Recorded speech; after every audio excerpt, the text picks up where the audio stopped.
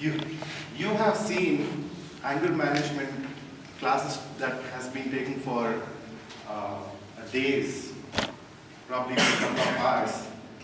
Now we are going through a fast track of the anger management. After all, Mr.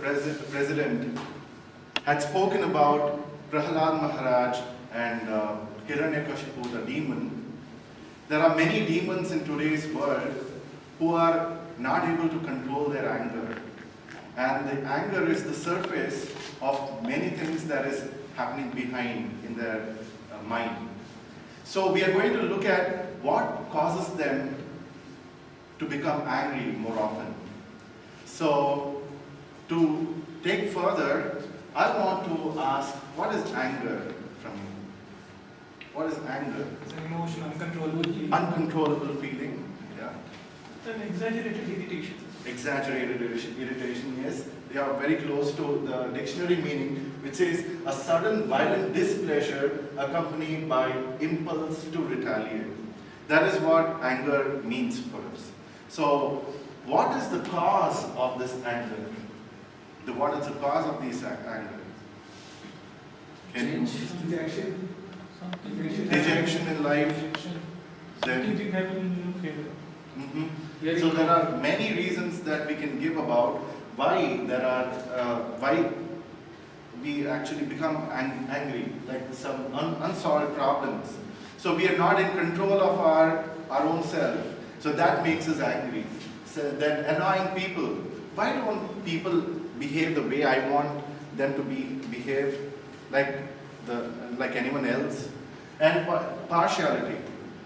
Oh, he's getting better benefits than me. So that also makes a person angry. Competitive environment. It's a dog-eat-dog world. There are many more predator animals than me. You know? And being ignored. So why is God so impartial on me? I'm not the center of attraction. And the past injustices. Why does the law of nature is so cruel on me?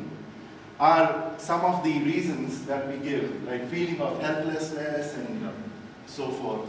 And moving on, can we understand what are the real causes of anger? What are the real causes of anger? I want to ask you. Not able to control our reaction to a circumstance. Yes. When reality doesn't meet expectations. When reality doesn't meet expectation, I have some expectations, and if people do not follow that, we become angry.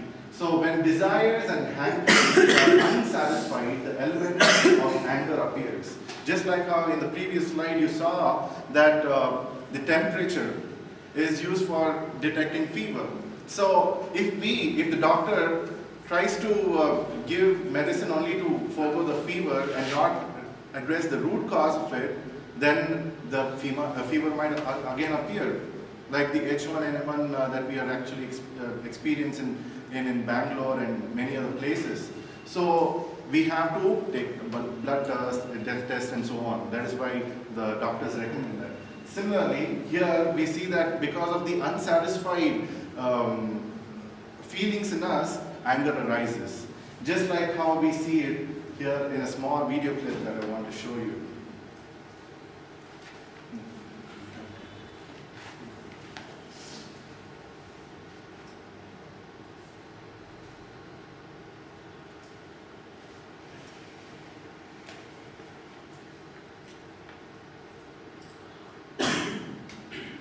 This doesn't require an audio, so video does the talking.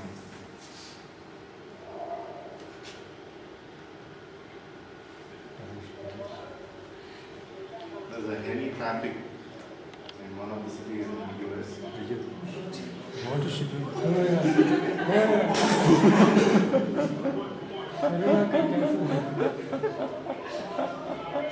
There's a dog there, I guess.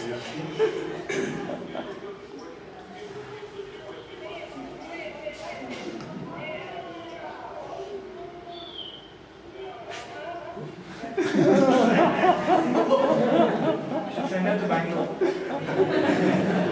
Send them.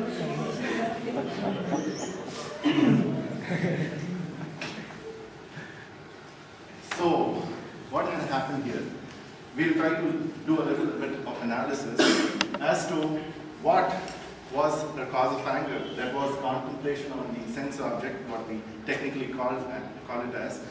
She wanted the things as she had planned. She was never ready to expect a traffic there, and that actually built up to her attachment of her sense gratification, or it disturbed her sense gratification, which moved on to unfulfilled desire, and then anger aroused, delusion, and bewilderment of angry. She will not know what is good, what is bad. There is loss of intelligence, and therefore destruction of one's own self. So there's another similar video like that, a small video clip. I can do it.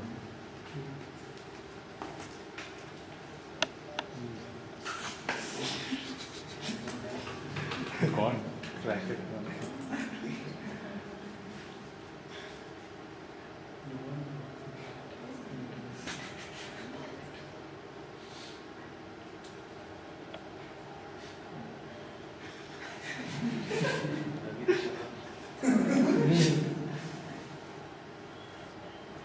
Serena, Venus Week.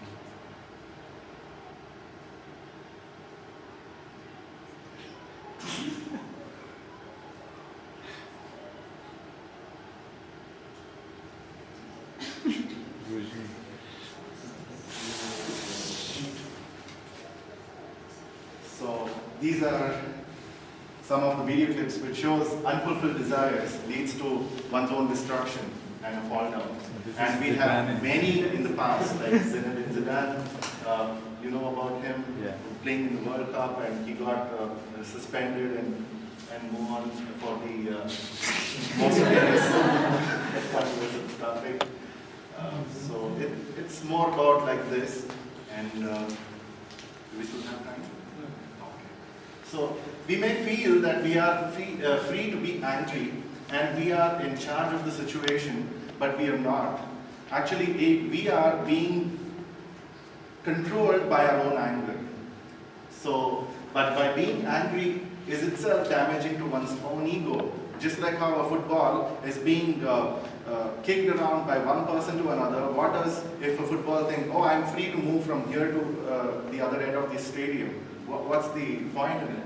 So in one of the scriptures, and it says, the people in the bodily concept of life maintain anger only because of false ego and the great influence of ignorance. So we have to come from ignorance to light. The desire for respect and recognition runs deep, like how we experience it, like in our teenage, we will have thought, oh, I'm really worried about what people will think of me and so on. And in mid-40s, we'll say, oh, I don't really care anymore, and nobody wants to think of me at the moment of death. And it's just like how we can move on. The two kinds of people think before they act, and think or act before they think. So it's better that we think before we act. So choose a proper role model who exhibit higher levels of self-awareness and self-control, and that brings to a conclusion. And how we can apply anger on the rightly is when we have a good model for ourselves. So that's about it. Thank you very much, and over to you, Rosanna.